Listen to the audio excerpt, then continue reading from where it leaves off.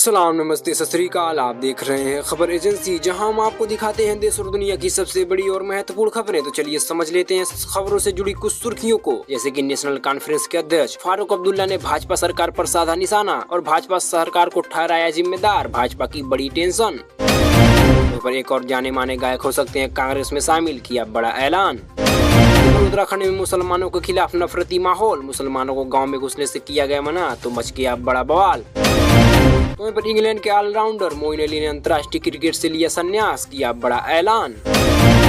तो ममता बनर्जी को लगा झटका, एक और बड़े सांसद ने छोड़ी पार्टी।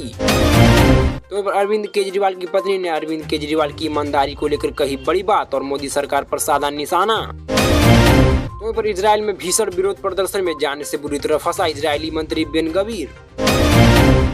तो पाकिस्तान इंडिया को दे सकता है युद्ध में मात, पाकिस्तान के पास इंडिया से ज्यादा एडवांस फाइटर जेट होने का दावा। पर लाल सागर में हुतियों ने अमेरिका के सबसे ताकतवर ड्रोन MQ-9 रीपर को मार गिराया, अमेरिका का हुआ भारी नुकसान।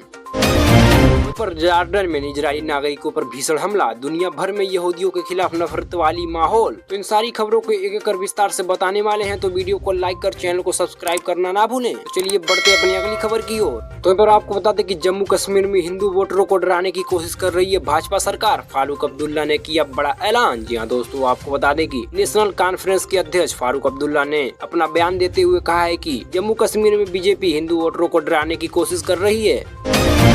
दोस्तों आपको बता दें कि जाने माने गायक कन्हैया मित्तल कांग्रेस में शामिल होने का किया बड़ा ऐलान। दरअसल आपको बता दें कि कन्हैया मित्तल टिकट नहीं मिलने से बीजेपी से नाराज हैं। इसके बाद उन्होंने कांग्रेस पार्टी को ज्वाइन करने का ऐलान किया है। पर लगातार भारत देश में मुसलमानों के खिलाफ एक से बढ़कर एक कानून और नियम लागू हो रहे हैं। हाल ही में उत्तराखंड की एक गांव में बोर्ड पर लिखा है कि मुसलमानों को और फेरी वालों गांव को सामान बेचने से पूरी तरह से मना है। उस बोर्ड पर यह भी लिखा है कि अगर कोई मुस्लिम आरोपी मिलता है तो उसके खिलाफ सख्त से सख्त कार्रवाई की जाएगी। दोस्तों देखिए किस तरह से देश भर में मुसलमानों के खिलाफ नफरत का माहौल पैदा हो रहा है। और आपको बता दें कि इंग्लैंड क्रिकेट टीम के ऑलराउंडर मोइन अली ने अंतर्राष्ट्रीय क्रिकेट से संन्यास लेने का किया ऐलान। जी हाँ दोस्तों, आपको बता दें कि यह फैसला ऑस्ट्रेलिया के खिलाफ आगामी सीरीज के लिए इंग्लैंड की व्हाइट बॉल टीम से बाहर किए जाने के बाद मोइन अली ने बड़ा ऐलान किया है। पर आपको बता दें कि ममता बनर्जी को हाल ही में एक बड़ा झटका लगा है। दरअसल आपको बता दें कि टीएमसी के राज्यसभा सांसद जवाहर सरकार ने अपने पद से इस्तीफा दे दिया है और उन्होंने पार्टी को भी छोड़ दी है। उन्होंने मुख्यमंत्री ममता बनर्जी को पत्र लिखकर उम्मीद की थी कि आरजीकर मेडिकल अस्पताल में हुए भयानक हमलों में ममता बनर्जी पूरी तरह तरीके से कार्रवाई करेंगी, लेकिन ऐसा नहीं हुआ, जिसके बाद वो अपने पार्टी से इस्तीफा दे दिए, जिसके बाद टीएमसी को भारी नुकसान हुआ है।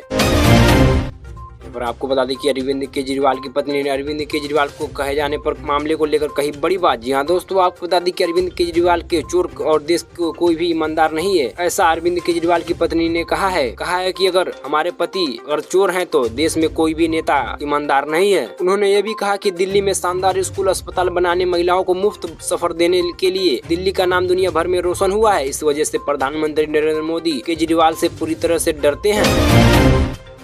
पर आपको बता दें कि पिछले कई दिनों से इजराइल में लगातार विरोध प्रदर्शन हो रहे हैं। इसके बाद हाल ही में इजराइल के राष्ट्रीय सुरक्षा मंत्री बेन गवीर को तेल अवीव में एक समुद्र तट पर लोग एक सामूहिक द्वारा विरोध प्रदर्शन कर जाने के बाद वहां से जाना पड़ा। विरोध प्रदर्शन कर रहे प्रदर्शनकारियों ने कहा कि बेन गवीर आतंकवादी है, जिसके बाद उसे वहां से भागना पड़ा।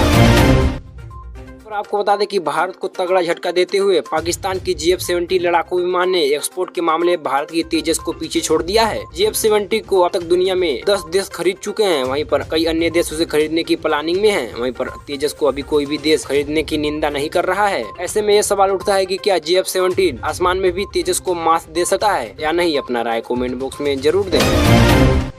पर आपको बताते कि जब से इजराइल गाजा में छोटे छोटे मासूम बच्चों पर नरसंहार कर रहा है, इसके बाद ही लाल सागर में हुतियों ने अमेरिका और ब्रिटेन के खिलाफ अपने रुख को सख्त किए हुए हैं। इसके बाद यमन के हुती लड़ाकुओं ने सीनियर कमांडर यहा सरिया ने कहा है कि हमने अमेरिका के सबसे खतरनाक ड्रोन MQ-9 रीपर को मार गिराया, जिसके बाद अमेरिका को भारी नुकसान का सामना करना पड़ा है। उन्होंने यह भी कहा कि हम तब तक नहीं रुकेंगे जब तक कि इजराइल गाजा में अपनी सैन्य कार्रवाई को खत्म नहीं कर देता।